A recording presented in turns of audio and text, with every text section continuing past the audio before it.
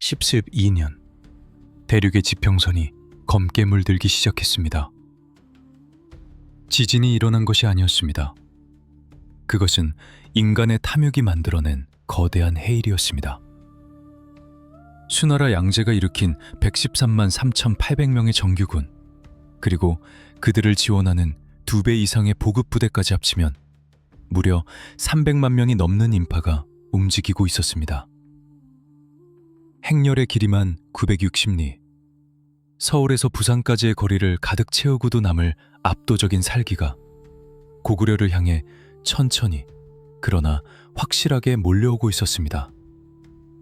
모두가 고구려의 종말을 예견했습니다.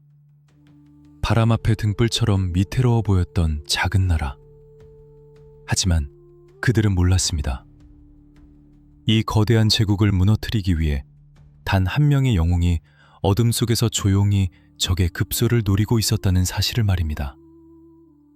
이 불가능해 보이는 싸움을 을지문덕 장군이 어떻게 역사의 기적으로 바꾸어 놓았는지, 그 전율의 순간을 끝까지 함께하고 싶다면 지금 바로 구독과 알림 설정을 눌러주세요. 듣고 싶은 다른 전투가 있다면 댓글로 남겨주시는 것도 잊지 마세요. 서기 612년 음력 1월, 동북아시아의 역사를 영원히 바꿔놓을 거대한 폭풍이 시작되었습니다. 당시 중국 대륙을 통일한 수나라는 그야말로 천하무적의 기세를 떨치고 있었습니다. 수 양제는 고구려를 자신의 발 아래 무릎 꿇리기 위해 제국의 모든 역량을 쏟아부었습니다. 역사서에 기록된 113만 3,800명이라는 숫자는 단순한 과장이 아니었습니다. 이는 당시 전 세계를 통틀어 단일 국가가 동원할 수 있는 군사력의 한계를 시험하는 규모였습니다. 군대가 출발하는 의식에만 며칠이 걸렸고, 첫 번째 부대가 출발하여 마지막 부대가 성문을 나설 때까지 무려 40일이 소요되었습니다. 깃발은 하늘을 기덮어 해를 가렸고, 병사들의 발소리는 천둥처럼 배지를 울렸습니다. 이 거대한 힘 앞에서 고구려는 마치 거친 파도 앞에 놓인 작은 조각배와도 같았습니다. 인구수, 국력, 물자, 모든 면에서 비교조차 되지 않는 절대적인 열세였습니다. 주변국들은 숨을 죽인 채 고구려가 얼마나 버틸 수 있을지를 점치고 있었습니다. 수나라 진영에서는 이미 승리를 확신하며 전쟁이 끝나고 고구려 땅을 어떻게 나누어 가질지 논의하는 소리마저 들려왔습니다. 그들의 오만함은 하늘을 찔렀고 고구려의 운명은 이미 결정된 것처럼 보였습니다. 하지만 평양성의 공기는 차갑고도 침착했습니다. 고구려의 영양왕과 대망리지, 그리고 군의 총사령관인 을지문덕 장군은 이 거대한 파도를 정면으로 맞받아치는 대신 그 파도의 흐름을 읽고 있었습니다. 을지문덕 장군은 알고 있었습니다. 전쟁은 단순히 숫자의 싸움이 아니라는 것을 말입니다. 100만이라는 숫자는 겉보기에는 공포 그 자체였지만 전략가의 눈으로 보았을 때는 지나치게 비대한 몸집이라는 치명적인 약점이었습니다. 그 거대한 인원이 하루에 소비하는 식량과 물의 양은 상상을 초월했으며, 좁은 도로와 험준한 산악지형이 많은 요동지역에서 그들의 이동 속도는 필연적으로 느려질 수밖에 없었습니다. 을지문덕 장군은 수나라 군대가 가진 자신감이야말로 고구려가 이용할 수 있는 가장 큰 무기라고 판단했습니다. 적은 자신들의 압도적인 힘에 취해 있었고 고구려를 얕보고 있었습니다. 장군은 전군에 엄명했습니다.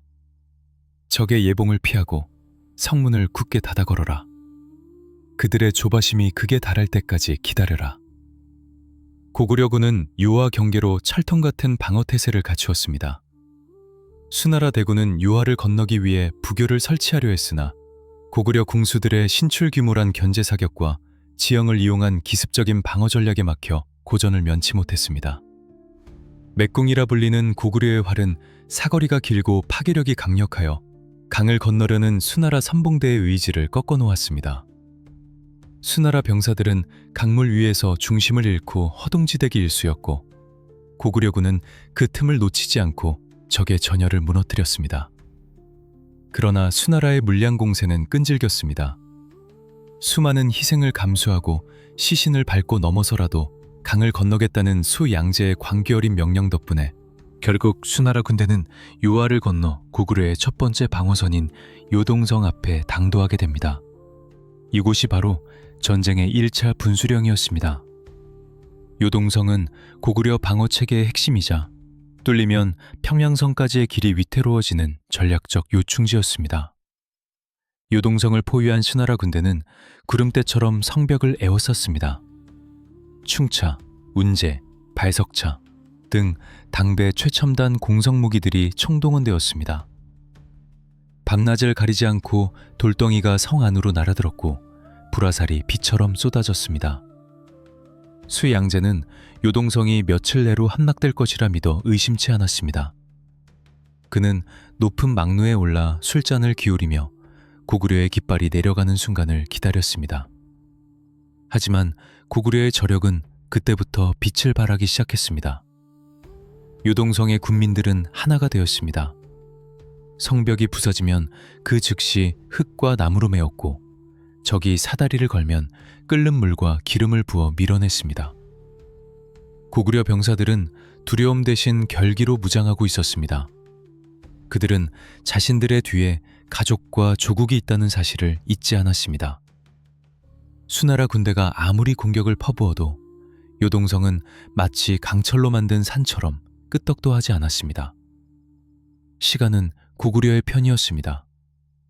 봄에 시작된 전쟁이 여름으로 접어들면서 수나라 진영에는 불길한 징조가 나타나기 시작했습니다. 장마가 시작되자 눅눅해진 식량은 썩어가기 시작했고 전염병이 돌기 시작했습니다. 보급로는 길게 늘어져 끊어지기 일쑤였고 100만 대군의 거대한 뱃속을 채우는 일은 불가능에 가까워졌습니다. 수양제의 인내심은 바닥나고 있었습니다. 그는 자신의 권위가 훼손되는 것을 참을 수 없었습니다. 작은 성 하나를 함락시키지 못해 대제국의 체면이 구겨지고 있다는 생각에 그는 분노했습니다. 바로 이때 을지문덕 장군은 전장의 흐름을 완전히 뒤집을 기회가 다가오고 있음을 직감했습니다. 적의 사령관인 수양제가 이성을 잃고 감정적인 결정을 내리기 시작했다는 정보가 들어왔기 때문입니다. 수양제는 지지부진한 공성전을 타개하기 위해 전쟁의 기본 원칙을 무시하는 치명적인 명령을 내립니다. 그것은 바로 30만 5천 명의 최정예 별동대를 선발하여 요동성을 비롯한 국경의 성들을 무시하고 곧장 고구려의 심장부인 평양성으로 직공하라는 것이었습니다. 이것은 도박이었습니다. 보급로의 안전이 확보되지 않은 상태에서 적진 깊숙이 들어가는 것은 자살행위나 다름없었기 때문입니다. 하지만 승리의 눈이 먼 수양제에게는 오직 평양 함락이라는 결과만이 중요했습니다. 우중문과 우문술, 수나라 최고의 명장들이 이끄는 국외군단 30만 5천 명의 별동대가 본대에서 떨어져 나와 움직이기 시작했습니다. 을지문덕 장군은 성로에서 멀어지는 적의 별동대를 바라보며 차가운 미소를 지었습니다. 거대한 뱀이 스스로 자신의 몸통에서 머리를 떼어내어 호랑이 굴로 들어오고 있었습니다. 장군은 조용히 중얼거렸습니다. 이제 사냥을 시작할 때다. 을지문덕 장군은 즉시 정군의 새로운 명령을 하달했습니다. 그것은 싸우는 것이 아니었습니다. 바로 모든 것을 비우는 것이었습니다.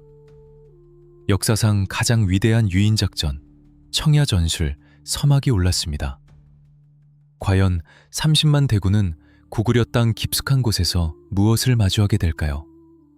그리고 을지문덕 장군은 어떻게 이 굶주린 늑대들을 요리할 계획일까요? 다음 편에서 펼쳐질 숨막히는 지략 대결을 기대해 주십시오.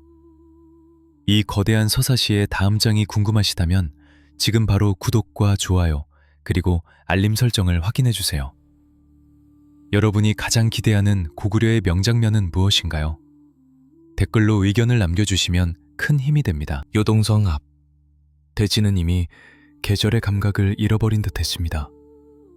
수나라의 대군이 쏘아올린 화살이 하늘을 가려 낮에도 어둠이 깔렸고 끊임없이 타오르는 횃불과 공성병기의 화염으로 인해 밤에도 대낮처럼 밝았습니다.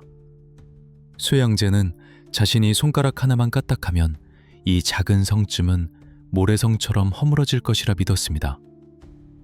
그러나 요동성은 단순한 돌덩어리가 아니었습니다. 그곳은 고구려인들의 피와 땀, 그리고 꺾이지 않는 의지가 굳어 만들어진 거대한 철벽이었습니다. 수나라 군대는 파상 공세를 펼쳤습니다. 운제가 성벽에 걸리면 고구려 병사들은 기다렸다는 듯이 갈고리로 사다리를 낚아채 뒤집어 버렸고, 성문을 부수기 위해 충차가 접근하면 성 위에서 거대한 통나무와 바위를 구여 그들을 저지했습니다.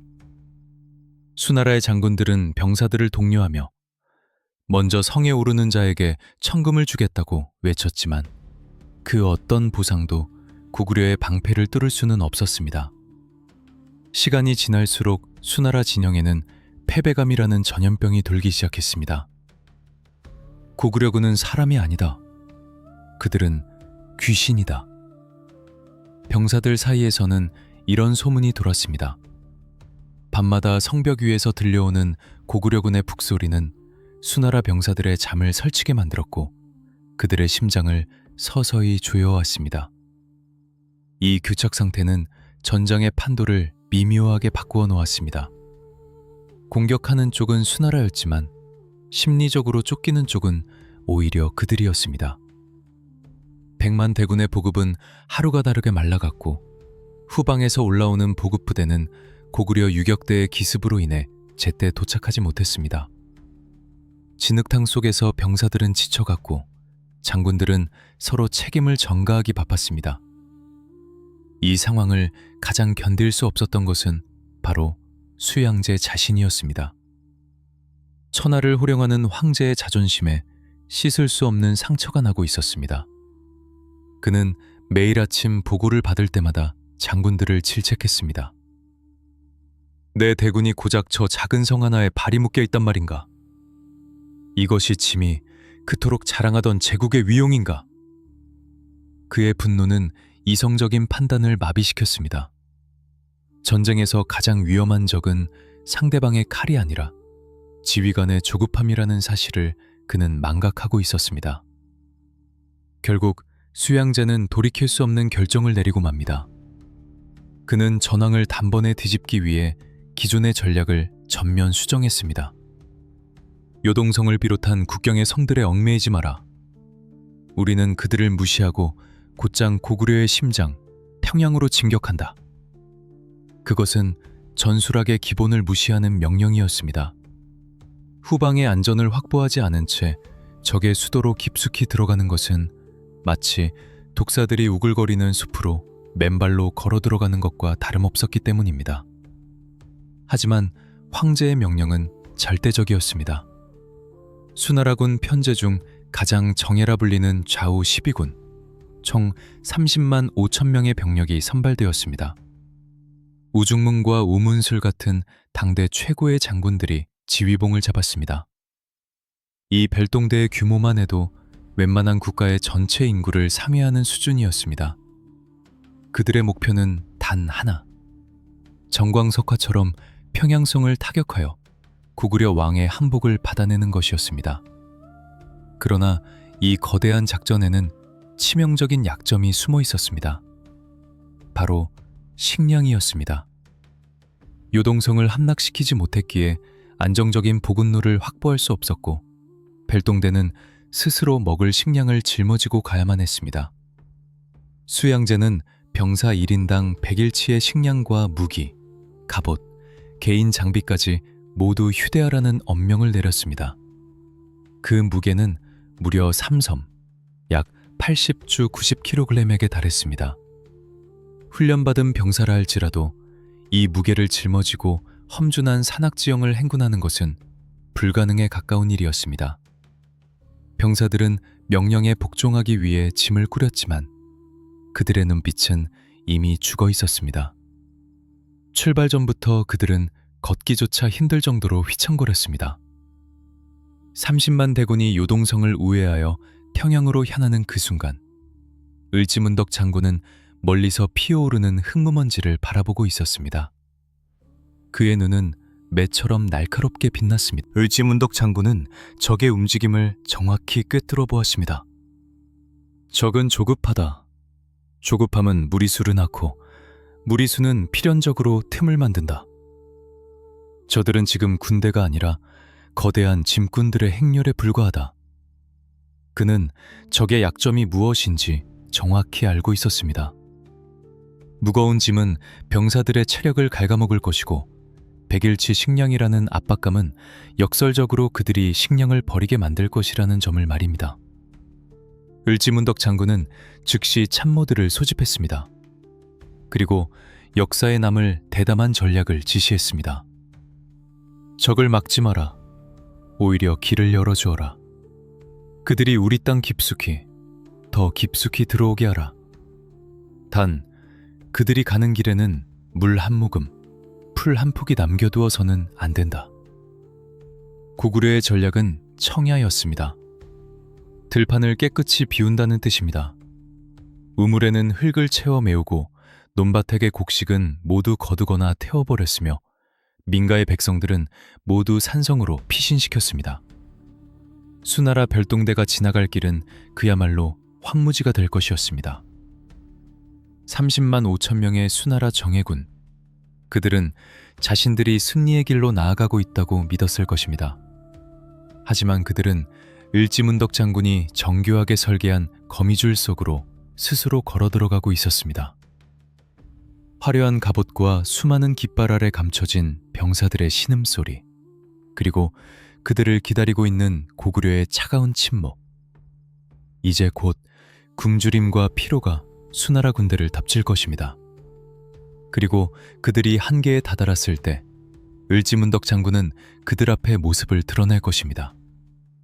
과연 30만 대군은 텅 빈 들판에서 무엇을 먹고 무엇을 마시며 버틸 수 있을까요? 30만 5천 명의 대군이 요하를 넘어 고구려 내륙으로 진입했습니다. 겉으로 보기에 그들은 천하를 집어삼킬 듯한 위용을 뽐내는 정복자들이었습니다. 하지만 화려한 깃발 아래 감춰진 진실은 참혹할 정도로 달랐습니다. 그들은 행군을 시작하자마자 가장 무서운 적을 만났습니다. 그것은 고구려의 칼날이 아니라 바로 자신들의 등 뒤에 매달린 보급품이었습니다. 이 거대한 군대가 스스로 무너져가는 과정을 목격하고 싶다면, 그리고 을지문덕 장군이 어떻게 이 상황을 완벽하게 이용했는지 알고 싶다면 지금 바로 구독과 알림 설정을 눌러주세요. 역사의 흐름을 바꾼 결정적 순간들이 여러분을 기다리고 있습니다. 수양제의 명령은 비현실적이었습니다. 병사 한 명당 쌀과 부식을 포함해 100일치의 식량을 짊어지게 했습니다. 여기에 갑옷, 투구, 창, 당패, 그리고 야영 장비까지 합치면 그 무게는 무려 3섬 이상. 현대 단위로 환산하면 약 80kg에서 90kg에 육박하는 살인적인 무게였습니다. 평지를 걷기에도 벅찬 무게를 짊어지고 고구려의 험준한 산악지형을 행군해야 했던 병사들에게 이것은 전쟁이 아니라 고문이었습니다. 행군 첫날부터 대열은 늘어지기 시작했습니다. 어깨를 파고드는 고통과 턱 밑까지 차오르는 숨가쁨 속에서 병사들은 살기 위해 위험한 선택을 하기 시작했습니다. 지휘관들의 감시가 소홀해진 틈을 타 텐트 밑에 구덩이를 파고 가져온 쌀과 곡식을 몰래 버리기 시작한 것입니다. 오늘 굶어 죽나, 짐무게에 눌려 죽나 마찬가지다. 병사들 사이에서는 이런 자조 섞인 말이 오갔습니다. 행골로는 버려진 식량으로 넘쳐났고 그들이 짊어진 짐은 가벼워졌지만 그것은 곧 다가올 끔찍한 기근을 예고하는 서막이었습니다. 한편 고구려의 평양성 지휘본부에서는 을지문덕 장군이 지도를 내려다보며 차갑게 지시를 내리고 있었습니다. 그는 수나라 병사들이 식량을 버리고 있다는 첩보를 입수하자마자 회심의 미소를 지었습니다.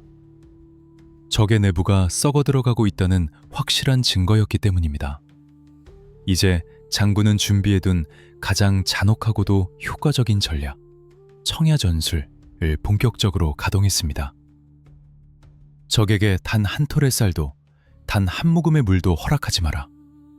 그들이 밟는 모든 땅을 황무지로 만들어라. 고구려군은 수나라 군대의 예상 진격로에 있는 모든 마을을 비웠습니다.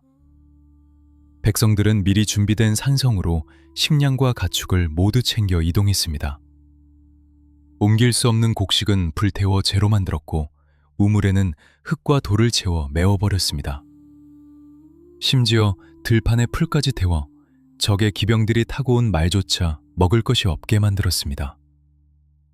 아름다웠던 고구려의 강산은 순식간에 검은 연기와 재로 뒤덮인 생명체가 살 수 없는 죽음의 땅으로 변해버렸습니다. 우중문과 우문술, 수나라의 두 대장군은 당황했습니다.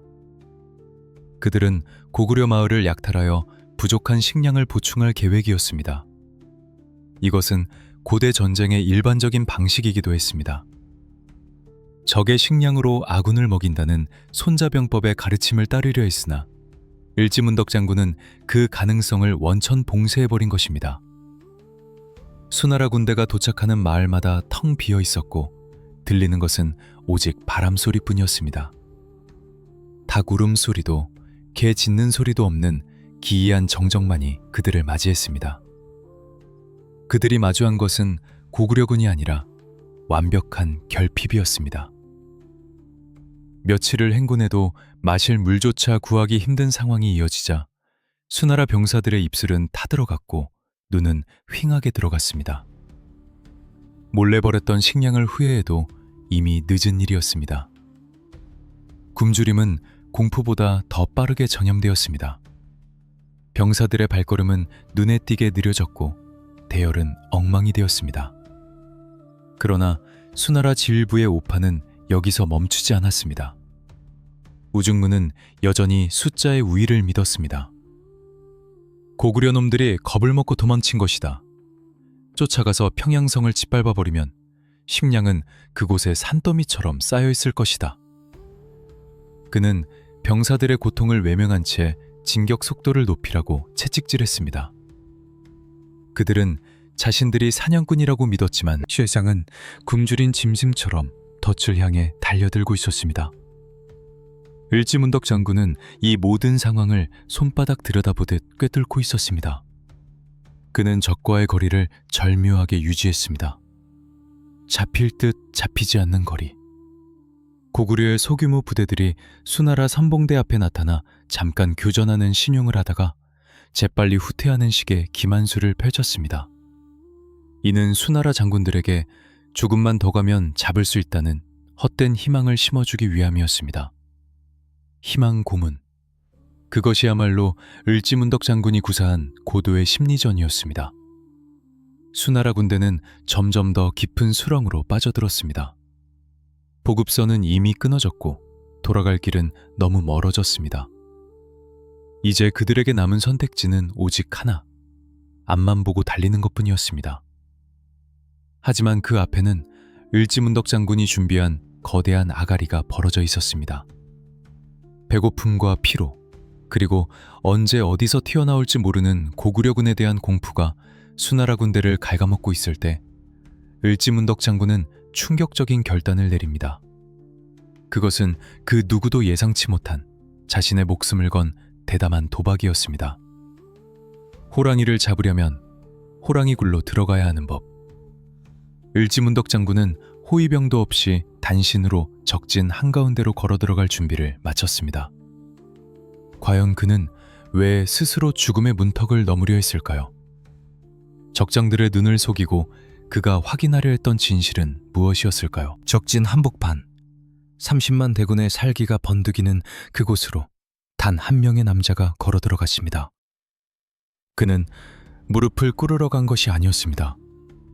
그는 제국에 썩어 들어가는 심장을 제 눈으로 직접 확인하고 그들의 숨통을 끊을 정확한 시점을 계산하기 위해 자신의 목숨을 판돈으로 건 가장 위험한 도박을 시작하고 있었습니다. 을지문덕 장군의 이 소름 끼치는 담력과 통찰력이 역사의 물줄기를 어떻게 돌려놓았는지 궁금하다면 지금 바로 구독과 알림 설정을 눌러주세요. 역사상 가장 대담하고 위대한 정찰작전이 지금 시작됩니다. 수나라 별동대의 진영은 거대했지만 기이할 정도로 고요했습니다. 30만 5천 명이라는 병력이 내뿜어야 할 활기나 위압감 대신 무겁고 습한 공기만이 감돌고 있었습니다. 바로 그 죽음의 정적 속으로 고구려군 총사령관 을지문덕 장군이 단 몇 명의 수행원만을 대동한 채 나타났습니다. 영부는 항복 협상이었습니다. 그는 수나라 진영에 고구려 국왕께서 곧 항복하실 것이니 군사를 물리칠 조건을 논의하고 싶다는 전가를 보냈습니다. 이것은 상식적으로 있을 수 없는 일이었습니다. 적군 총사령관이 호위병도 없이 적진 깊숙이 들어온다는 것은 스스로 목에 칼을 들이미는 행위나 다름없었기 때문입니다. 하지만 을지문덕 장군에게는 확신이 있었습니다. 적장 우중문과 우문술은 공명심에 눈이 먼 자들이며 피를 흘리지 않고 고구려의 항복을 받아냈다는 업적에 목말라 있다는 것을 간파하고 있었던 것입니다. 수나라 진영은 술렁했습니다. 수많은 병사들이 도열하여 고구려의 영웅을 구경하기 위해 목을 길게 뺐습니다. 그들의 눈에는 적장에 대한 적개심보다 이제 집에 갈 수 있다는 안도감이 더 크게 서려 있었습니다. 을지문덕 장군은 그들의 시선을 피하지 않았습니다. 말 위에서 내려 천천히 적장들의 막사로 걸어가는 그의 발걸음은 태연자약했습니다. 그는 마치 산책을 나온 선비처럼 여유로워 보였지만 그의 눈은 맹금류처럼 날카롭게 번뜩이며 주위를 스캔하고 있었습니다. 그가 본 것은 군대가 아니었습니다. 그것은 허울 좋은 껍데기였습니다. 병사들의 얼굴은 영양실조로 인해 누렇게 떠 있었고 눈밑은 검게 함몰되어 있었습니다. 갑옷은 제대로 손질되지 않아 녹이 슬어 있었고 창끝은 무디어져 있었습니다. 무엇보다 군기가 완전히 무너져 있었습니다. 보초를 서는 병사들은 창에 기대어 꾸벅꾸벅 졸고 있었고 진영 곳곳에서는 썩은 냄새가 진동했습니다. 궁주림이라는 적은 이미 수나라 군대를 내부에서부터 파괴하고 있었습니다.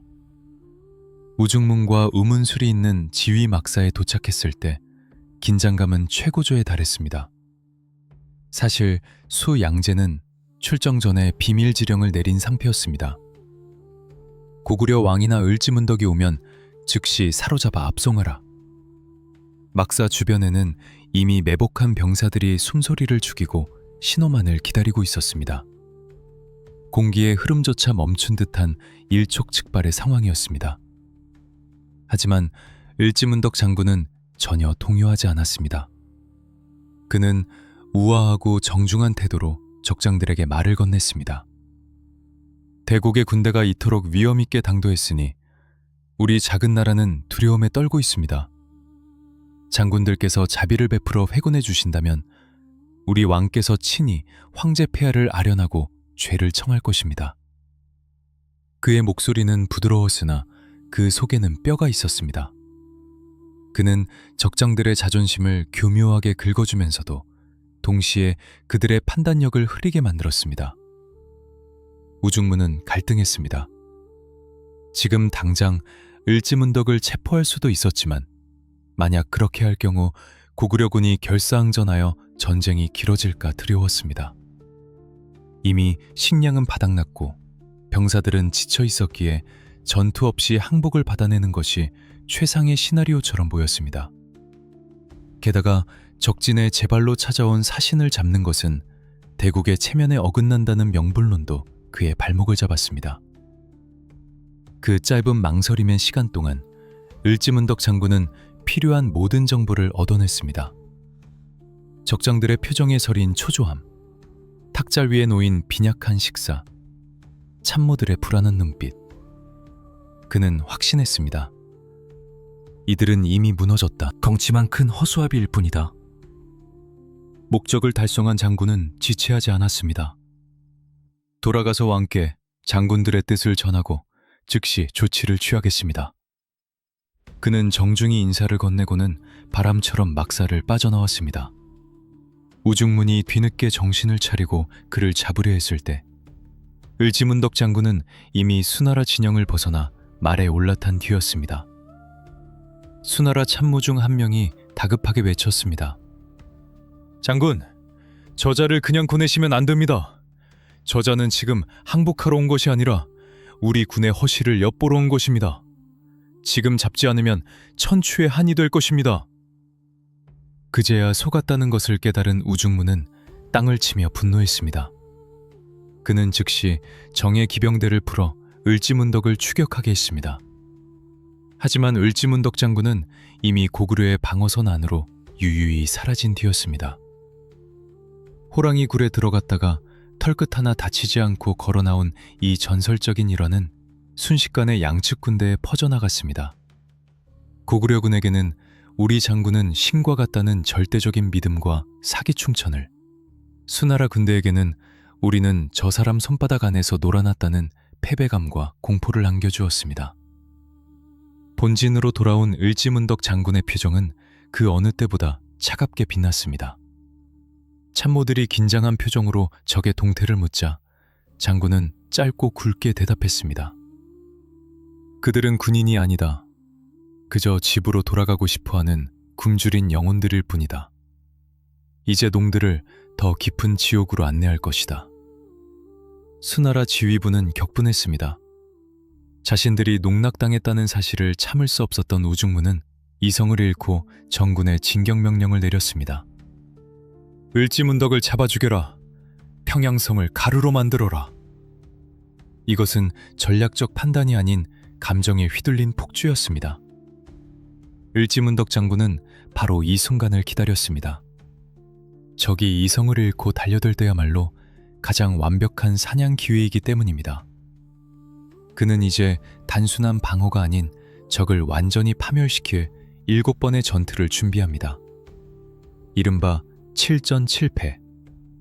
지는 것이 곧 이기는 것이 되는 기묘한 전술.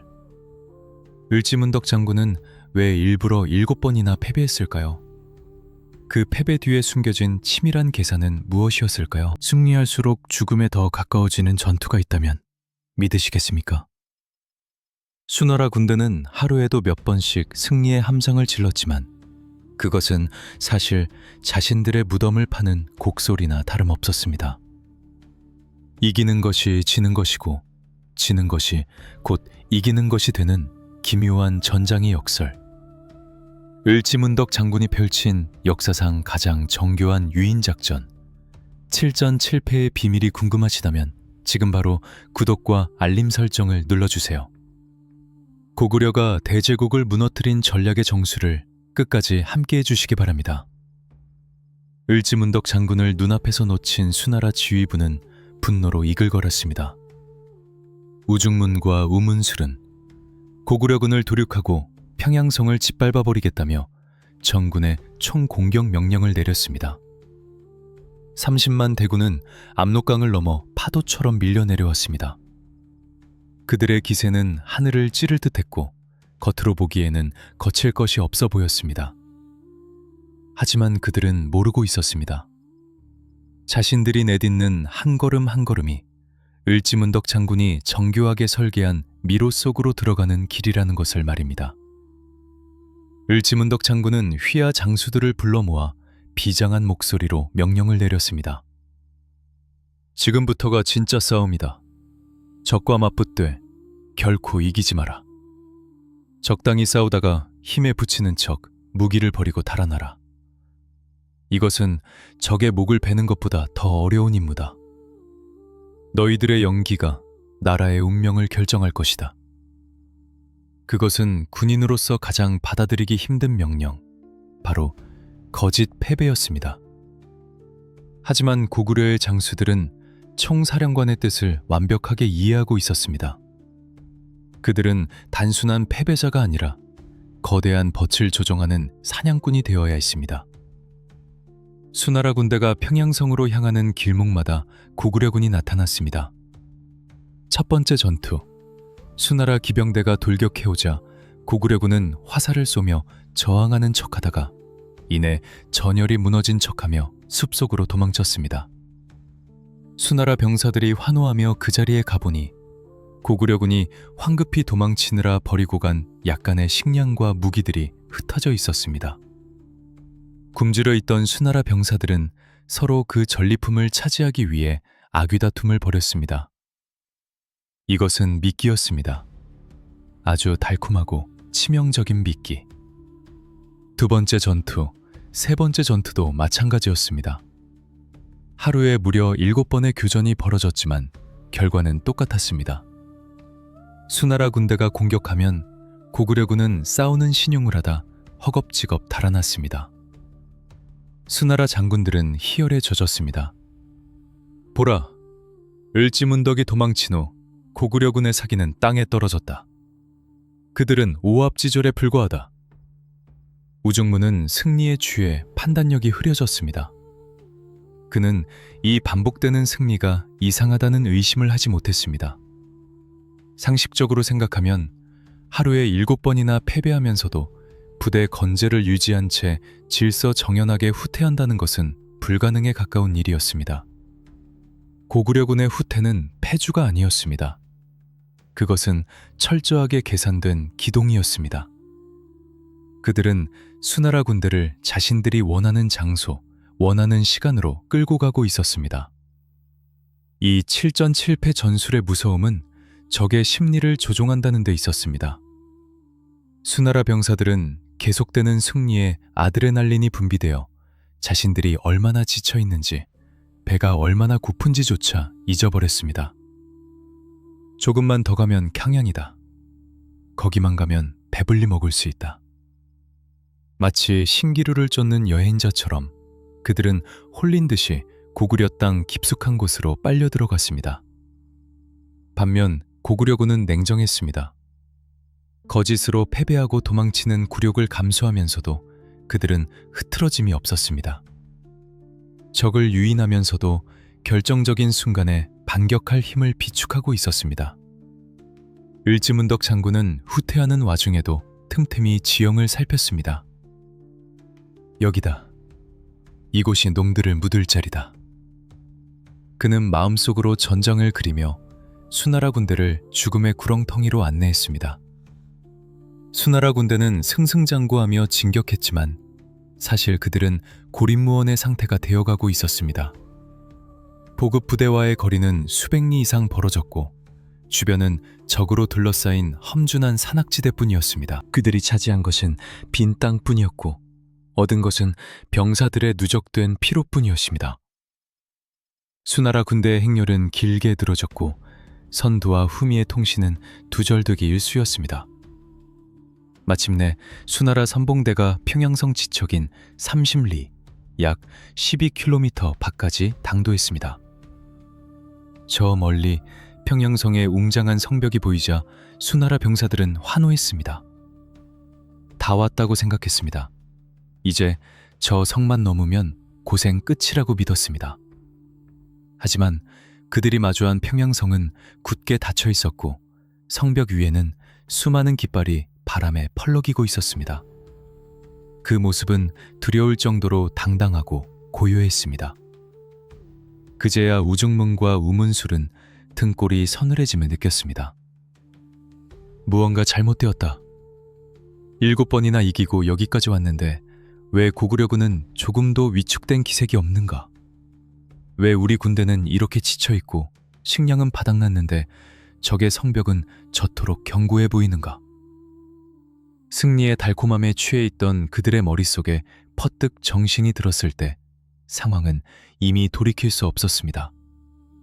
그들은 고구려라는 거대한 늪의 한가운데 서 있었습니다. 진격할 힘도, 공성전을 치를 무기도, 버틸 식량도 남아있지 않은 최악의 상황. 바로 그때 성벽 너머에서 한 통의 편지가 수나라 진영으로 날아듭니다. 그것은 항복 문서가 아니었습니다. 적의 심장을 꿰뚫고 마지막 남은 자존심마저 짓밟아버릴 역사상 가장 우아하고도 잔혹한 조롱이 담긴 시였습니다. 을지문덕 장군이 적장에게 보낸 여수장후 중문시. 글자 하나하나가 칼날이 되어 수나라 장군들의 멘탈을 붕괴시킨 그 내용은 과연 무엇이었을까요? 그리고 이 시를 읽은 적장들은 어떤 표정을 지었을까요? 평양성 외곽 30리, 약 12km. 수나라의 30만 별동대는 드디어 고구려의 심장구 앞에 도착했습니다. 지도로만 보던 목표 지점에 도달했으니 마땅히 승리의 함성을 질러야 했으나 진영에는 무거운 침묵만이 감돌았습니다. 그들이 마주한 평양성은 험준한 산세를 등지고 난공불락의 위용을 뽐내고 있었고 성벽 위에는 수천 개의 깃발이 질서정연하게 펄럭이고 있었습니다. 그 모습은 지칠 대로 지친 수나라 병사들에게 절망 그 자체였습니다. 칼보다 더 날카로운 한 수의 시가 어떻게 30만 대군의 무릎을 꿇게 만들었는지 그 전율의 순간을 목격하고 싶다면 지금 바로 구독과 알림 설정을 눌러주세요. 역사상 가장 우아하고도 치명적인 심리전이 펼쳐집니다. 수나라 총사령관 우중무는 성벽을 바라보며 마른 침을 삼켰습니다. 그의 군대는 이미 한계점을 넘어선 상태였습니다. 가져온 식량은 바닥난 지 오래였고 병사들은 배고픔에 지쳐 갑옷조차 제대로 입지 못하고 주저앉아 있었습니다. 주변의 마을을 약탈하려 해도 이미 청야 전술로 인해 쌀 한 톨, 가축 한 마리 남아있지 않았습니다. 30만 대군이 먹고 자는 문제는 이제 전쟁의 승패를 떠나 생존의 문제가 되어버렸습니다. 공격하라. 저 성만 넘으면 산의 진미가 기다리고 있다. 장군들은 병사들을 독려하려 했지만 아무도 움직일 힘이 없었습니다. 견고한 평양성을 상대로 공성전을 벌이기에는 그들이 가진 힘이 너무나 미약했습니다. 그렇다고 빈손으로 돌아갈 수도 없는 진퇴양난의 상황. 우중문의 마음속에는 불안감이 독버섯처럼 피어올랐습니다. 우리가 속은 것인가? 7번의 승리는 모두 거짓이었나?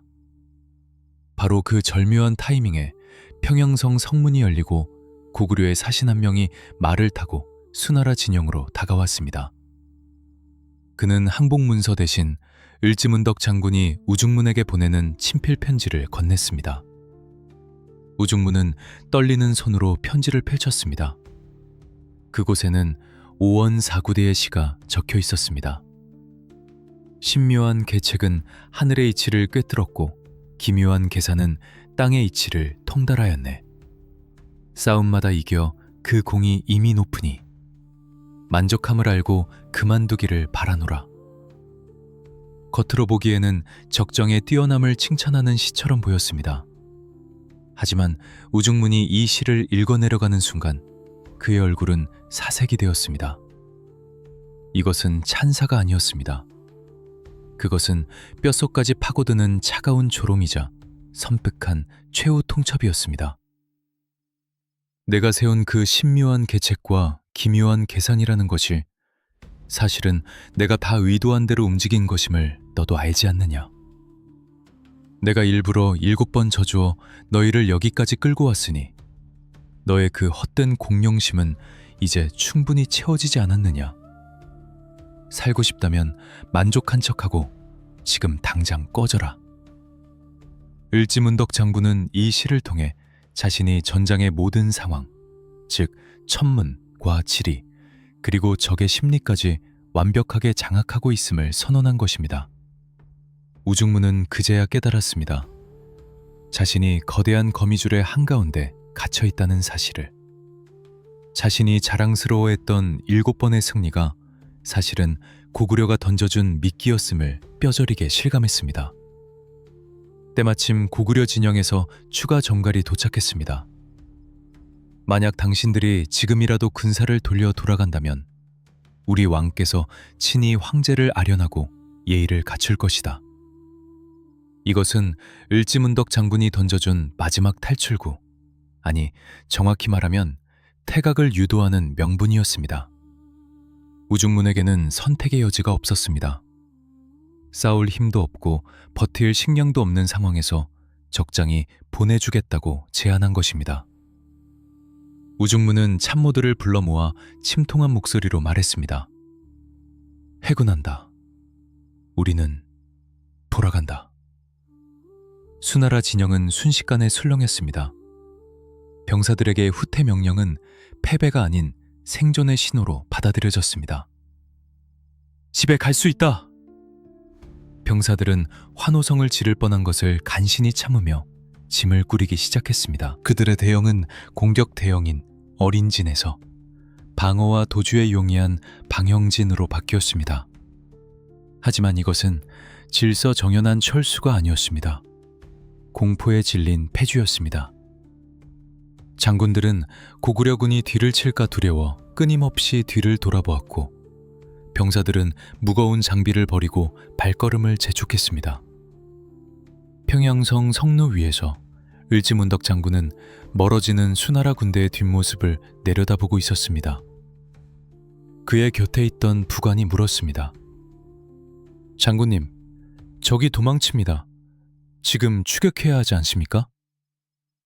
을지문덕 장군은 고개를 저으며 차갑게 웃었습니다. 아직이다. 쥐도 막다른 골목에서 잡으려 하면 고양이를 무는 법. 놈들에게 희망을 주어라. 살 수 있다는 희망이 놈들의 발걸음을 재촉하게 할 것이다. 그리고 그들이 안심하고 경계를 풀었을 때, 바로 그때가 심판의 시간이다. 장군의 시선은 북쪽, 수나라 군대가 돌아가기 위해 반드시 건너야만 하는 한 강을 향해 있었습니다. 살수이, 지금의 청천강. 수나라 군대는 자신들이 살아서 돌아가고 있다고 믿었지만, 사실 그들은 을지문덕 장군이 미리 준비해둔 거대한 도살장을 향해 자신들의 발로 걸어 들어가고 있었습니다. 이제 무대는 준비되었습니다. 30만 대군이 외나무 다리, 아니 차가운 강물 위에서 맞이하게 될 운명. 물이 어떻게 불보다 더 무서운 무기가 될 수 있는지, 그 역사적인 장면이 다가옵니다. 12년 가을, 살수, 지금의 청천강문대 실물 유난히 고요했습니다. 마치 폭풍 전야의 바다처럼 강물은 숨을 죽인 채 다가올 거대한 먹잇감을 기다리고 있었습니다. 수나라 30만 대군은 이 강만 건너면 지옥 같았던 고구려 땅을 벗어나 고향으로 돌아갈 수 있다는 희망에 들떠 있었지만, 그들은 몰랐습니다. 그 눈앞의 강물이 그들의 생명을 이어줄 구명줄이 아니라 그들을 영원히 역사 속으로 삼켜버릴 거대한 덫의 입구였다는 사실을 말입니다. 바닥을 드러낼 정도로 낮아진 수위, 그것은 자연의 배려가 아닌 을지문덕 장군이 준비한 치명적인 유혹이었습니다. 이 역사적인 강가에서 과연 어떤 전설이 탄생하게 될지, 그 숨막히는 전술의 준비 과정을 확인하고 싶다면 지금 바로 구독과 알림 설정을 눌러주세요. 지형과 자연마저 무기로 삼은 고구려의 위대한 지혜가 공개됩니다. 평양성에서 물러난 수나라 군대의 행렬은 북쪽을 향해 끝도 없이 이어졌습니다. 겉으로는 해군이라는 명분을 내걸었지만 실상은 쫓기는 자의 다급한 도주였습니다. 우중문과 우문술은 병사들을 재촉했습니다. 쉬지 마라. 멈추면 죽는다. 그들은 고구려의 추격대가 언제 들이닥칠지 모른다는 공포감에 사로잡혀 있었습니다. 식량은 완전히 바닥났고 병사들은 길가에 자라난 풀뿌리를 캐먹으며 허기를 달랬습니다. 무거운 갑옷과 무기를 버리는 병사들이 속출했고 대열은 뱀처럼 길게 늘어져 통제불능의 상태가 되어가고 있었습니다. 하지만 기이하게도 고구려군은 그들의 뒤를 바짝 쫓지 않았습니다. 가끔 산등성이에서 고구려 기병의 그림자가 보이다가 사라질 뿐 전면적인 공격은 없었습니다. 수나라 지휘부는 이를 고구려군 역시 지쳤기 때문이라고 해석했습니다. 그러나 이것은 철저한 오판이었습니다. 을지문덕 장군은 그들을 놓아준 것이 아니었습니다. 사냥감을 몰입꾼이 몰듯이 그들이 반드시 지나가야만 하는 단 하나의 길목, 바로 살수로 그들을 안내하고 있었던 것입니다. 을지문덕 장군은 이미 수나라 군대가 도착하기 며칠 전 살수 일대에 도착해 있었습니다. 그는 강 주변의 지형을 완벽하게 장악했습니다. 살수는 강폭이 넓고 수심이 깊어 대군이 쉽게 건널 수 없는 천연의 요새였습니다. 하지만 장군은 이 자연의 방벽을 역이용하기로 결심했습니다. 그는 병사들과 백성들을 동원하여 살수의 상류 쪽 물살이 거센 협곡을 막아 거대한 둑을 쌓았습니다. 소가죽을 이어붙여 물길을 막고 바위와 흙으로 임시댐을 만들어 흐르는 강물을 가두었습니다. 상류에는 엄청난 양의 물이 갇혀 거대한 수압을 견디며 울부짖고 있었지만 하류의 물은 거짓말처럼 줄어들었습니다. 무릎까지도 오지 않는 얕은 수심, 강바닥의 자갈이 훤히 보일 정도로 잔잔한 흐름. 이것은 수나라 군대에게 어서 건너가라고 손짓하는 악마의 초대장이었습니다. 또한 장군은 강 양쪽의 갈대밭과 숲속에 수만 명의 정예병을 매복시켰습니다. 그들은 숨소리조차 죽인 채 덤불 속에 몸을 숨기고 있었습니다. 을지문덕 장군의 명령은 단호했습니다. 적이 강을 건너기 시작해도 절대 움직이지 마라. 선봉대가 건너고 중군이 강 한복판에 들어설 때까지, 적의 절반은 물에 잠기고 절반은 묻에 남았을 때까지 기다려라. 완벽한 파멸의 순간이 오기 전에는 화살 한 대도 쏘아서는 안 된다. 마침내 수나라의 선봉대가 살수강변에 도착했습니다. 며칠간의 강행군으로 눈이 휑한 병사들은 눈앞에 펼쳐진 얕은 강물을 보고 환호성을 질렀습니다. 하늘이 우리를 돕는구나. 강물이 말라 걸어서 건널 수 있다. 우문수를 비롯한 장군들도 안도의 한숨을 내쉬었습니다. 만약 강물이 불어 있었다면 배를 만들거나 우회해야 했기에 며칠이 더 지체되었을 것이고 그 사이에 고구려군에게 따라잡힐 수도 있었기 때문입니다. 그들은 이것이 함정일 것이라고는 꿈에도 생각하지 못했습니다. 그저 자신들의 운이 좋다고만 믿고 싶었던 것입니다. 전군, 도하하라. 명령이 떨어지자마자 수나라 병사들은 앞다퉈 강물로 뛰어들었습니다. 차가운 강물이 발목을 적시자 그들은 갈증을 해소하기 위해 허겁지겁 물을 퍼마셨습니다. 살수의 물은 달콤했습니다. 그것이 자신들의 마지막 물 한 모금이 될 줄은 모른 채 말입니다. 수십만 명의 인파가 강으로 쏟아져 들어갔습니다. 강의 폭은 넓었지만 30만 대군이 한꺼번에 건너기에는 좁았습니다.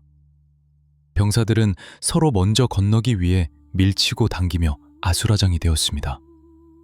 대열은 엉망이 되었고 지휘체계는 무너졌습니다. 강 한복판은 움직이는 사람들의 머리로 가득 찼습니다. 언덕 위 숲속에서 이 광경을 지켜보던 을지문덕 장군의 눈매가 매서워졌습니다. 그는 침착하게 시간을 계산하고 있었습니다. 적의 선두부대가 강 건너편 기슭에 닿고 후발 부대가 아직 강 진입로에 남아있으며 주력 부대인 중군이 강물 한가운데에 갇혀 오도 가도 못하는 바로 그 순간, 병법에서 말하는 반도의 시점이 다가오고 있었습니다. 상류를 막고 있던 둑에서는 삐걱거리는 소리가 들려왔습니다. 가죽 부대와 나무 기둥들이 한계에 다다른 수압을 견디며 비명을 지르고 있었습니다. 둑을 지키고 있던 고구려 결사대원들은 손에 든 도끼와 밧줄을 꽉 쥐고 장군의 신호만을 기다렸습니다. 수나라 군대는 자신들이 걷고 있는 강바닥이 사실은 단두대의 칼날 아래라는 것을 전혀 눈치채지 못했습니다. 하늘은 맑았고 바람은 고요했습니다. 그러나 그 고요함 속에서 을지문덕 장군은 조용히 손을 들어 올렸습니다. 이제 강을 깨워라. 장군의 손이 내려가는 순간 상류에서 둔탁한 파열음이 울려 퍼졌습니다. 그것은 전쟁의 시작을 알리는 북소리보다 더 웅장하고 천둥보다 더 공포스러운 소리였습니다. 수나라 병사들은 건너던 발을 멈추고 고개를 돌렸습니다. 저 멀리 상류 쪽에서 하얀 포마를 일으키며 산처럼 거대한 물벽이 다가오고 있었습니다. 땅이 울리고 대기가 진동했습니다. 물이다! 물이 밀려온다! 비명소리가 터져나왔지만 이미 늦었습니다. 억눌려 있던 자연의 분노가 30만 대군을 향해 덮쳐오고 있었습니다. 인간의 힘으로는 도저히 거스를 수 없는 거대한 재앙. 과연 살수의 물결은 수나라 군대를 어떻게 삼켜버렸을까요? 그리고 강 양쪽에서 기다리고 있던 고구려의 복병들은 어떤 전략으로 적을 마무리했을까요? 그 소리는 마치 1000개의 천둥이 한꺼번에 대지를 때리는 것과 같았습니다. 평온하던 살수의 수면 위로 갑자기 불어닥친 불풍은 단순한 바람이 아니었습니다. 그것은 상류에서부터 맹렬한 기세로 달려오는 하얀 물거품의 장벽, 바로 수머의 포효였습니다. 강을 건너던 수나라 병사들이 고개를 돌려 그 거대한 물벽을 마주했을 때 그들의 동공은 공포로 확장되었고 입에서는 비명조차 나오지 않았습니다. 인간이 감히 대적할 수 없는 대자연의 압도적인 힘. 그날의 살수는 강이 아니라 거대한 용이 되어 30만 대군을 집어삼키기 위해 입을 벌리고 있었습니다. 이 역사적인 순간, 거대한 물길이 어떻게 제국의 운명을 단숨에 끊어버렸는지, 그 전율의 현장을 끝까지 함께하고 싶다면 지금 바로 구독과 알림 설정을 눌러주세요. 자연마저 무기로 삼은 고구려의 위대한 승리가 지금 펼쳐집니다. 물이다! 뚝이 터졌다! 누군가의 절규가 터져나오기도 전에 억눌려 있던 수천 톤의 강물이 살수의 강바닥을 강타했습니다. 굉음과 함께 밀려온 경류는 강 중심구에 있던 수나라의 주력 부대를 단숨에 덮쳤습니다.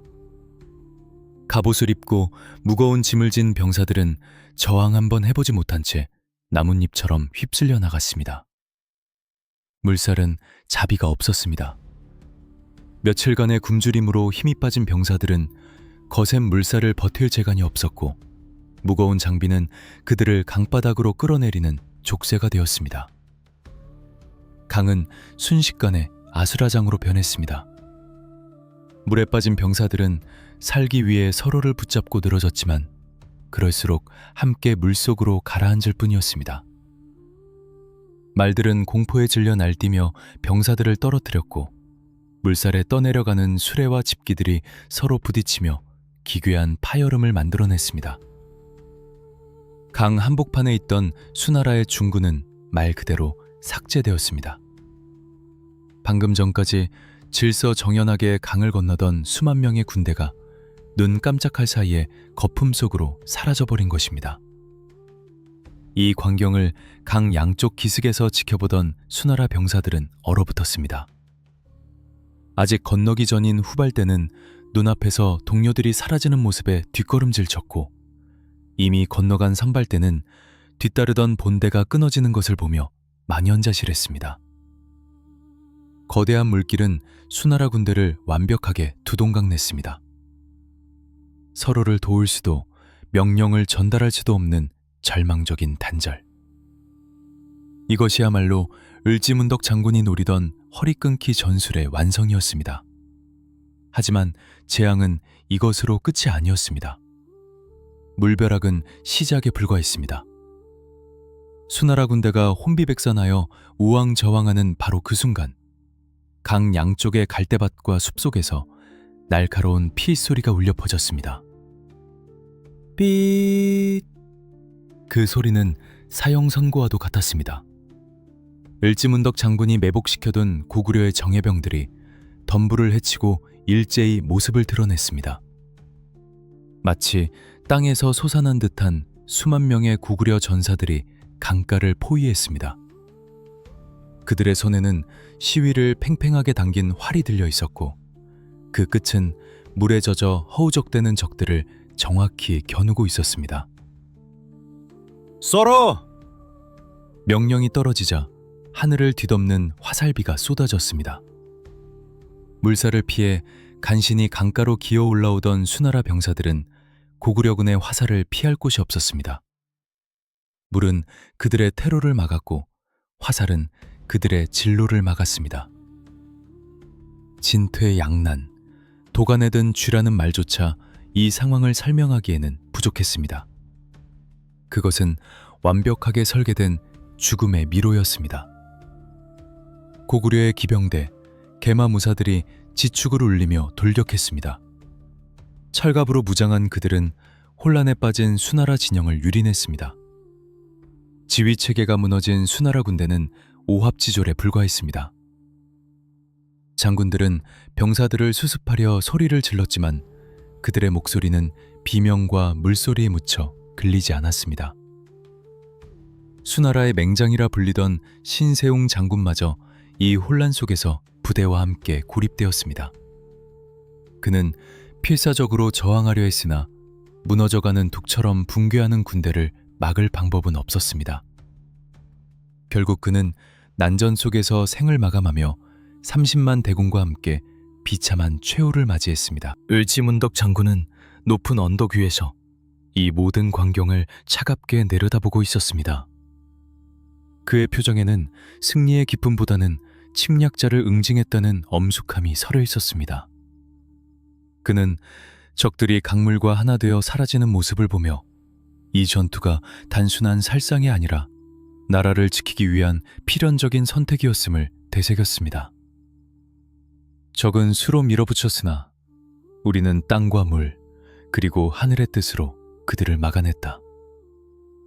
강물은 점점 붉게 물들었지만 흐르는 물은 그 흔적마저 빠르게 씻어내려 갔습니다.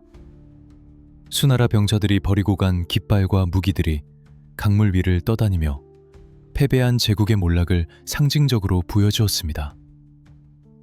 강 건너편에 있던 우중문과 우문술은 다리가 풀려 주저앉았습니다. 그들이 자랑하던 30만 정예군, 고구려를 정복하겠다던 그 오만한 군대가 불과 반나절 만에 강물 속으로 사라져버린 것입니다. 살아남은 자들에게 남은 것은 오직 하나, 공포뿐이었습니다. 그들은 이제 싸울 의지조차 잃어버렸습니다. 무기를 버리고 갑옷을 벗어던지며 오로지 살기 위해 북쪽으로, 더 북쪽으로 도망치기 시작했습니다. 하지만 을지문덕 장군은 그들을 그냥 보내줄 생각이 없었습니다. 한 놈도 남겨두지 마라. 살아서 돌아간 자가 이 공포를 전하게 하되 그 숫자가 너무 많아서는 안 된다. 고구려군의 추격 나팔 소리가 다시 한번 울려 퍼졌습니다. 물에서 살아남은 자들을 기다리고 있는 것은 장장 200일에 걸친 지옥의 추격전이었습니다. 살수에서 시작된 비극은 이제 압록강까지 이어지는 긴 도주로 위에서 완성될 것입니다. 과연 30만 5천 명 중 살아서 압록강을 건넌 자는 몇 명이나 될까요? 역사책에 기록된 충격적인 생존자 숫자, 그리고 대제국 수나라의 몰락을 알리는 그 비참한 패주가 제9부에서 계속됩니다. 살수에서의 승부는 끝났지만 전쟁은 아직 끝나지 않았습니다. 강물에서 살아남은 수나라 병사들에게는 죽음보다 더 고통스러운 시련이 기다리고 있었습니다. 그것은 바로 압록강까지 이어지는 450리, 약 180km, 끝이 보이지 않는 절망의 태강로였습니다. 단 하루 만에 대제국의 정예군이 어떻게 무너져 내리는지, 그리고 승기를 잡은 고구려군이 보여준 추격전의 정석이 무엇인지 확인하고 싶다면 지금 바로 구독과 알림 설정을 눌러주세요. 역사상 가장 처절하고도 완벽했던 추격전이 시작됩니다. 살수의 강배는 거대한 무덤처럼 변해버렸지만 을지문덕 장군의 시선은 이미 그 너머를 향하고 있었습니다. 그는 알고 있었습니다. 적을 단순히 물리치는 것과 적의 의지를 완전히 꺾어 다시는 넘볼 수 없게 만드는 것은 다르다는 것을 말입니다. 강을 건너지 못한 수나라 후발대와 가까스로 목숨을 건져 도망친 잔존 병력들이 북쪽으로 방향을 틀었습니다. 그들의 머릿속에는 오직 하나, 압록강을 건너야 산다는 생각뿐이었습니다. 하지만 그 길은 멀고도 험했습니다. 젖은 갑옷은 얼음장처럼 차가워져 병사들의 체온을 빼앗아갔고 공포에 질린 심장은 터질 듯이 뛰었습니다. 질서 정연했던 대열은 이미 무너진 지 오래였습니다. 장군이 병사를 찾고 병사가 장군을 찾는 혼란 속에서 수나라 군대는 거대한 군사 조직이 아닌 공포에 질린 군중으로 전락해 있었습니다. 을지문덕 장군은 정군에 추격 명령을 내렸습니다. 적에게 숨 쉴 틈을 주지 마라. 그들이 눕지 못하게 하고 먹지 못하게 하며 오직 달리는 것 외에는 아무것도 할 수 없게 만들어라. 고구려군은 지친 기색 하나 없이 적의 뒤를 쫓았습니다. 그들은 마치 사냥개를 푼 사냥꾼처럼 조직적이었습니다. 주력 부대는 적의 후미를 압박하고 날랜 기병대는 적의 양옆을 스치듯 지나가며 공포심을 조장했습니다. 숲속에서, 언덕 위에서, 바위 뒤에서 불쑥불쑥 피어나오는 고구려군의 그림자는 수나라 병사들에게 귀신과도 같았습니다. 수나라 병사들은 살기 위해 모든 것을 버리기 시작했습니다. 처음에는 무거운 창과 방패를 버렸고, 그 다음에는 식량자루를, 나중에는 생명과도 같은 갑옷마저 벗어던졌습니다. 태강로 450리는 수나라 군대가 버리고 간 군수품으로 산을 이루었습니다. 값비싼 비단 깃발이 진흙탕에 짓밟히고 명정이 만든 보검이 길가에 나뒹굴었습니다. 그것은 대제국의 자존심이 바닥에 떨어져 쓰레기가 되는 광경이었습니다. 특히 주목해야 할 것은 고구려군의 속도였습니다. 기록에 따르면 수나라 패잔병들은 살수에서 압록강까지의 450리 길을 밤낮을 가리지 않고 단 하루 만에 주파했다고 합니다. 이는 인간의 한계를 넘어서는 속도입니다. 뒤에서 쫓아오는 고구려군의 칼날이 얼마나 매서웠으면 죽을 힘을 다해 그 먼 거리를 하루 만에 뛰었을까요? 을지문덕 장군은 적을 직접 타격하여 쓰러뜨리기보다 그들을 극한의 한계로 몰아붙여 스스로 무너지게 만드는 고도의 심리전을 구사했습니다. 잠을 자려 하면 북을 쳐 깨우고 밥을 먹으려 하면 화살을 쏘아 도망치게 만들었습니다. 이것은 육체적인 추격이 아니라 정신을 파괴하는 추격이었습니다. 수나라의 명장 우문수르는 이 지옥 같은 태갓길에서 생애 가장 큰 치욕을 맛보았습니다. 그는 흩어진 병사들을 수습하려 애썼지만 아무도 그의 명령을 듣지 않았습니다. 멈춰라! 대열을 갖춰라! 그의 외침은 공허한 메아리가 되어 바람에 흩어졌습니다. 병사들은 그를 밀치고 앞다퉈 도망쳤고 심지어 말을 빼앗아 달아나는 하극상까지 벌어졌습니다. 천하를 호령하던 대장군이 자신의 병사들에게 버림받고 누더기를 걸친 채 허겁지겁 도망쳐야 하는 신세가 된 것입니다. 고구려군은 그들을 무리하게 포위하거나 섬멸하려 하지 않았습니다. 대신 양치기 개가 양떼를 몰듯 그들을 압록강 쪽으로 계속해서 몰아붙였습니다. 이는 적을 완전히 괴멸시키는 것보다 더 큰 공포를 심어주기 위함이었습니다. 고구려는 건드려서는 안 되는 나라라는 사실을 뼛속 깊이 각인시키는 것이야말로 진정한 승리였기 때문입니다. 그래가지고 어둠이 깔리자 공포는 배가 되었습니다. 바람 소리만 들려도 고구려군의 함성처럼 들렸고 나뭇가지가 흔들리는 그림자만 봐도 적의 매복이라 착각했습니다. 수나라 병사들은 헛것을 보며 비명을 질렀고 어둠 속에서 길을 잃고 헤매다 탈진하여 쓰러졌습니다. 그들은 싸우다 쓰러진 것이 아니라 공포와 피로에 잡아먹혀 쓰러진 것입니다. 고구려의 추격대는 냉정하고 침착했습니다. 그들은 무리하게 깊이 들어가지 않고 정해진 구역까지만 적을 몰아낸 뒤 질서 정연하게 복귀했습니다.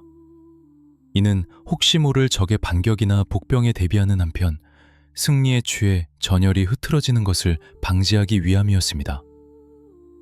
을지문덕 장군은 끝까지 냉철함을 잃지 않았습니다. 쫓는 자는 흥분하기 마련이나 진정한 명장은 멈출 때를 아는 법이다. 마침내 수나라의 선두가 압록강변에 도착했습니다. 그들이 출발할 때의 위용은 온데간데 없었습니다. 하려 했던 갑옷은 찢겨나갔고 투구는 벗겨졌으며 신발조차 잃어버려 맨발로 피를 흘리는 병사들이 부지기수였습니다. 그들은 강을 보자마자 울음을 터뜨렸습니다. 살아서 고향 땅을 밟을 수 있다는 안도감과 동료들을 모두 잃었다는 슬픔이 뒤섞인 통곡이었습니다. 하지만 그들이 강을 건너 뒤를 돌아보았을 때 그들을 기다리고 있는 것은 더욱 충격적인 현실이었습니다. 압록강 너머 고구려 땅에는 수많은 전우들이 돌아오지 못한 채 남겨져 있었습니다. 강물은 유유히 흐르고 있었지만 그 강을 건너온 자는 너무나도 적었습니다. 이제 역사의 심판이 내려질 시간입니다. 30만 5천 명의 대군 중 과연 몇 명이 살아서 돌아갔을까요? 그 처참한 숫자가 공개되는 순간 수양제는 어떤 표정을 지었을까요? 그리고 이 위대한 승리가 한반도의 역사에 어떤 의미로 남게 되었는지 그 장엄한 피날레가 여러분을 기다리고 있습니다. 30만 5천 명. 이것은 단순한 숫자가 아니었습니다. 당시 세계 최강대국이었던 수나라가 동원할 수 있는 국력의 정점이었으며 누구도 거스를 수 없을 것 같았던 제국의 자존심 그 자체였습니다. 그들이 압록강을 건널 때만 해도 대지는 그들의 발소리에 떨었고 하늘은 그들의 깃발에 가려졌습니다. 그러나 그로부터 불과 몇 달 뒤 요동성으로 비틀거리며 돌아온 자들의 숫자는 역사의 기록을 의심하게 만들 정도로 충격적이었습니다. 단 2,700명. 이 믿기지 않는 숫자와 함께 고구려가 어떻게 거대한 제국을 무너뜨리고 동북아시아의 수호신으로 우뚝 서게 되었는지 그 장엄한 피날레를 끝까지 함께해 주십시오. 잊혀서는 안 될 우리 역사의 가장 위대한 순간을 계속 듣고 싶다면 지금 바로 구독과 알림 설정을 부탁드립니다. 요동성에서 초조하게 소식을 기다리던 수양제는 멀리서 다가오는 패잔병들의 모습을 보고 자신의 눈을 의심했습니다. 화려했던 금빛 갑옷은 온데간데 없고 넉마 조각을 걸친 유령 같은 몰골의 병사들이 힘없이 성문을 두드리고 있었기 때문입니다. 황제는 장군들을 찾았습니다. 우중문은 어디 있느냐? 내 30만 대군은 도대체 어디에 두고 왔단 말이냐? 그러나 돌아오는 대답은 침묵뿐이었습니다. 30만 5천 명의 정예군 중 99%가 넘는 인원이 살수에서 그리고 퇴감로에서 고구려의 흙과 바람이 되어 사라졌습니다. 살아 돌아온 2,700명조차 온전한 정신이 아니었습니다. 그들의 눈동자에는 을지문덕이라는 이름이 주는 공포가 영원히 지워지지 않을 낙인처럼 새겨져 있었습니다. 이 충격적인 패배는 단순한 전투의 손실로 끝나지 않았습니다. 그것은 수나라라는 거대한 제국의 근간을 뒤흔든 치명타였습니다. 무리한 원정과 가혹한 징병, 그리고 이어진 참패 소식은 중국 전역에 들불처럼 번져나갔습니다. 황제는 하늘의 뜻을 잃었다. 백성들은 동요했고 각지에서 반란의 횃불이 타올랐습니다. 고구려라는 작은 나라 하나를 꺾지 못해 전전긍긍하던 수나라는 결국 국력을 소진하고 살수대첩이 있은 지 불과 6년 만에 멸망의 길을 걷게 됩니다. 을지문덕 장군의 지략이 단지 적군을 물리친 것을 넘어 중원의 왕조를 교체하는 거대한 역사의 나비 효과를 불러일으킨 것입니다. 반면 고구려에게 있어 살수대첩은 민족의 자긍심을 최고조로 끌어올린 결정적인 사건이었습니다. 만약 이때 고구려가 무릎을 꿇었다면 한반도의 역사는 중국의 변방으로 사라졌을지도 모릅니다. 하지만 고구려는 당당히 맞서 싸웠고 자신들이 동북아시아의 패자임을 전 천하에 증명해 보였습니다. 영양왕과 을지문덕 장군, 그리고 이름 없는 병사들과 백성들이 하나가 되어 보여준 투혼은 이후 당나라와의 전쟁에서도 승리할 수 있는 정신적 토대가 되었습니다. 을지문덕 장군, 그는 단순히 칼을 잘 쓰는 무장이 아니었습니다. 그는 적의 심리를 꿰뚫어보는 심리학자였고 지형과 기후를 완벽하게 이용할 줄 아는 지리학자였으며 때로는 물러설 줄 알고 때로는 과감하게 적진으로 뛰어드는 진정한 전략가였습니다. 그가 보여준 청야전술, 7전 7패의 유인책, 거짓 항복의 담력, 그리고 살수의 수공리에 이르는 일련의 과정은 병법의 교과서이자 예술의 경지였습니다. 그는 힘으로 덤비는 적을 지혜로 제압했고 숫자로 밀어붙이는 적을 전략으로 괴멸시켰었습니다. 역사는 승리한 자의 기록이라고 합니다. 하지만 살수대첩은 단순한 승리의 기록을 넘어 우리에게 묵직한 교훈을 던져줍니다. 그것은 바로 크기가 결코 승패를 결정짓는 절대적인 기준이 아니라는 사실입니다. 수나라의 100만 대군은 거대했지만 오만했고 고구려의 군대는 작았지만 간절했습니다. 오만함은 눈을 가리지만 간절함은 길을 만듭니다. 을지문덕 장군은 그 간절함을 바탕으로 불가능을 가능으로 만들었습니다. 오늘날 우리가 마주하는 수많은 어려움들 역시 때로는 수나라의 대군처럼 거대하고 압도적으로 보일 수 있습니다. 하지만 1400년 전 그 차가운 살수 강가에서 우리 조상들이 보여주었던 불굴의 의지와 지혜를 기억한다면 극복하지 못할 시련은 없을 것입니다. 을지문덕 장군이 남긴 위대한 유산은 바로 그 꺾이지 않는 마음입니다. 지금도 청천강의 물결은 묵묵히 흐르고 있습니다. 비록 강물은 말이 없지만 그곳에는 침략자에 맞서 조국을 지켜낸 영웅들의 함성이 여전히 메아리 치고 있는 듯합니다. 우리는 그들을 기억해야 합니다. 그들이 있었기에 지금의 우리가 존재할 수 있음을 잊지 말아야 합니다. 이것으로 고구려와 추나라의 운명을 건 대격돌, 살수대첩 시리즈를 모두 마칩니다. 긴 이야기 동안 함께 호흡하며 가슴 뜨거워해 주신 구독자 여러분께 진심으로 감사드립니다. 역사상 가장 위대한 언더독의 반란, 살수대첩의 전설이 여러분의 가슴을 뜨겁게 했다면 지금 바로 좋아요와 구독 버튼을 눌러주세요. 다음 시리즈에서는 또 어떤 영웅이 불가능한 전장에 몸을 던져 기적을 만들어낼까요? 안시성의 양만춘, 명량의 이순신, 아니면 귀주대첩의 강감찬. 여러분이 듣고 싶은 다음 전투가 있다면 주저 말고 댓글로 남겨주세요. 가장 많은 요청이 있는 전투로 다시 돌아오겠습니다. 역사가 숨쉬는 채널, 다음 시간에 뵙겠습니다. 충성!